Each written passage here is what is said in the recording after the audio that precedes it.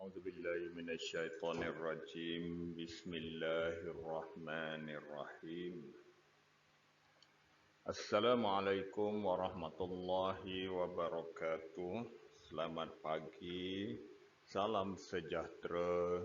Semoga berada dalam keadaan yang sihat-sihat sahaja. Okey, baiklah kita teruskan PDPR kita pada hari ini dalam mata pelajaran sejarah tahun 4 dengan tajuk baru iaitu Pengasas Kesultanan Melayu Melaka. Okey, baiklah dalam tajuk ini kita akan membicarakan tentang Kesultanan Melayu Melaka yang diasaskan oleh para Meswara. Okey, dalam unit ini juga kita akan membincangkan beberapa perkara iaitu latar belakang dan rentetan peristiwa perjalanan pengasas Kesultanan Melayu Melaka. Selain daripada itu juga, unit ini akan membincangkan tentang peristiwa pembukaan dan asal-usul nama Melaka daripada pelbagai sumber.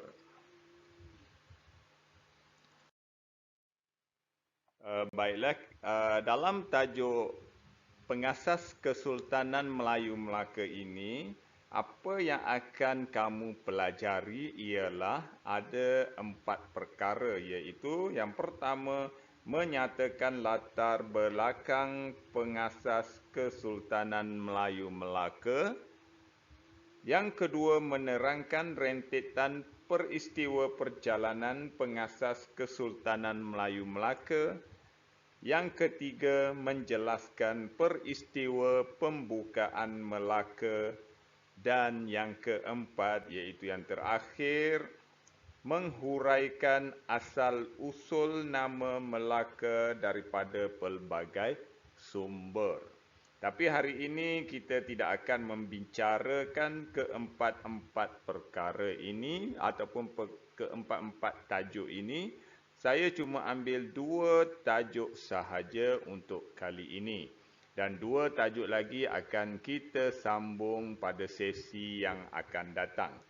Okey, baiklah, tajuk yang akan dibincangkan pada hari ini ialah 5.2.1 menyatakan latar belakang pengasas Kesultanan Melayu Melaka dan 5.2.2 menerangkan rentetan peristiwa perjalanan pengasas Kesultanan Melayu Melaka.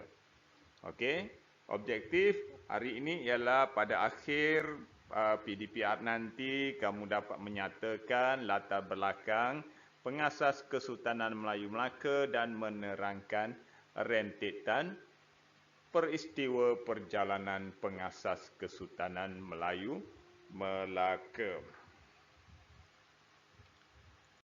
Okay, baiklah, hari ini kita kenali pengasas Kesultanan Melayu Melaka.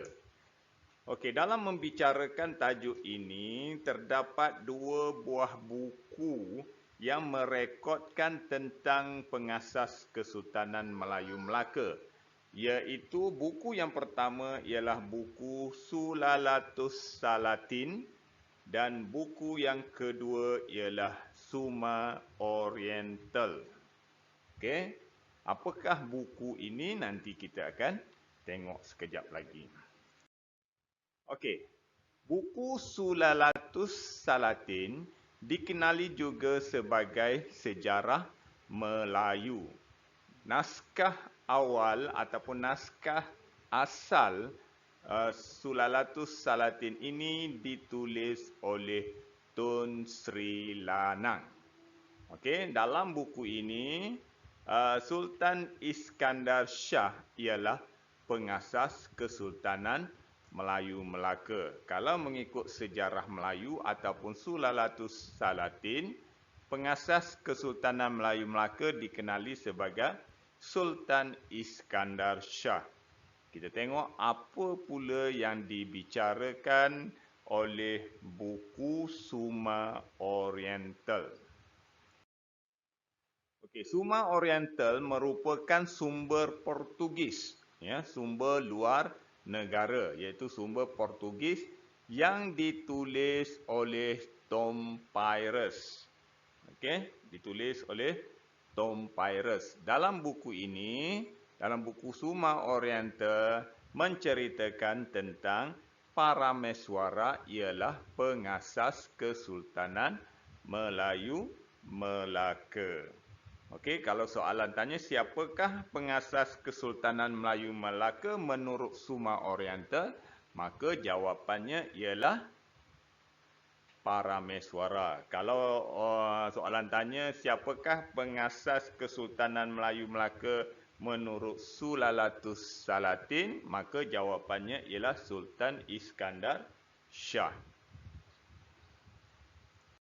Okey, kita tengok latar belakang Parameswara. Okey, kita ambil Parameswara sebagai pengasas Kesultanan Melayu Melaka.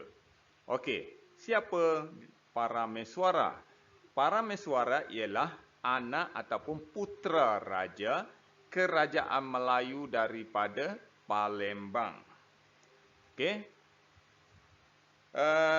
Ketika berada di Palembang, Kerajaan Majapahit mahu menyerang Palembang. Kenapa nak serang Palembang? Sebabnya mereka ataupun Kerajaan Majapahit mendapat tahu bahawa Parameswara cuba membebaskan Palembang daripada jajahan Majapahit. Okey, kalau awak nak tahu, Palembang ni merupakan tanah jajahan kepada Majapahit.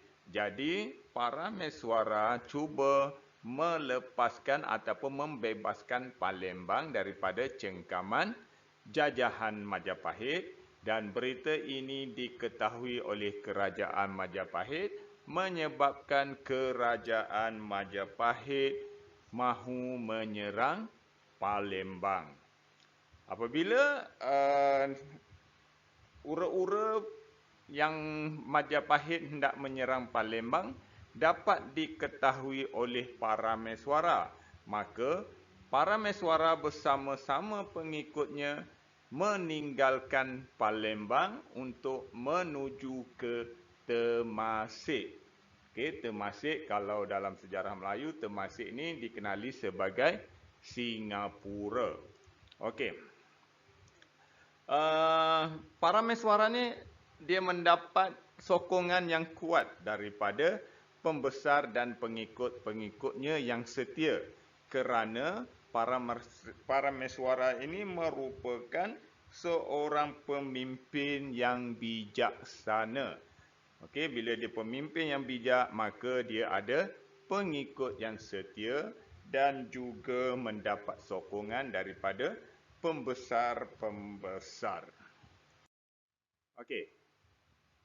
Sekarang kita tengok pengembaraan macam mana perjalanan Parameswara sehinggalah Parameswara berjaya menubuhkan satu kerajaan baharu yang dikenali sebagai Melaka. Okey, kalau tadi Majapahit hendak menyerang Palembang, Parameswara terpaksa melarikan diri ke Temasek. Okey. Parameswara dan pengikutnya menaiki kapal untuk menuju ke Temasek. Apabila tiba di Temasek, Parameswara bertemu dengan Temagi. Okey, siapa itu Temagi? Temagi merupakan wakil kerajaan Siam yang memerintah Temasek. Okey, ketika itu Temasek diperintah oleh kerajaan Siam dan wakil Siam ialah Temagi yang memerintah Temasek. Okey, kedatangan Parameswara ke Temasek telah disambut baik oleh Temagi, dan Temagi membenarkan Parameswara dan pengikutnya tinggal di Temasek. Setelah tinggal di Temasek, para mesuara melihat keadaan di Temasek ini sangat sesuai untuk dijadikan pusat pentadbiran kerana Temasek terletak di kawasan yang terlalu strategik. Maka timbul satu idea kepada para mesuara untuk menubuhkan satu kerajaan di Temasek. Lalu para mesuara merancang untuk menyerang Temagi. Kenapa dia nak serang Temagi? Bila dia menang, dia akan menjadi pemerintah Temasek. Okey. Dalam serangan itu menyebabkan Temagi terbunuh. Okey, dibunuh oleh para mesuara. Berita kematian Temagi ini telah sampai ke pengetahuan kerajaan Siam. Kita kena ingat bahawa Temagi ataupun Temasek tadi merupakan kawasan pemerintahan Siam. Temagi ialah wakil kerajaan Siam yang memerintah Temasek. Apabila Temagi dibunuh, peristiwa pembunuhan ini telah sampai ke pengetahuan kerajaan Siam, menyebabkan kerajaan Siam ingin menyerang balas para mesuara. Okey, tetapi para mesuara dapat mengetahui bahawa Siam akan menyerang Temasek ataupun menyerang para mesuara yang sedang berkuasa di Temasek. Lalu para mesuara pun beralih arah ataupun bergerak bersama pengikutnya berundur ke Muar. Okey. Untuk keselamatan para mesuara dan pengikutnya berundur ke Muar. Sebaik sahaja tiba di Muar, para mesuara mendapati di kawasan itu terlalu banyak biawak. Jadi, pada pendapat para mesuara, biawak ini membawa malang dan keadaan ataupun tempat ataupun Muar itu sendiri tidak sesuai dijadikan pusat pemerintahan ataupun didirikan kerajaan.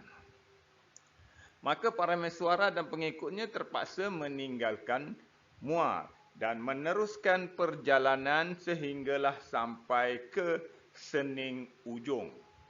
Okey, di Sening Ujung para mesuara telah melantik seorang wakil ataupun melantik seseorang untuk menjadi wakil pemerintah di Sening Ujung. Selepas itu para mesuara dan pengikutnya terus berlayar meninggalkan Sening Ujung sehinggalah para mesuara tiba di muara Sungai Bertam.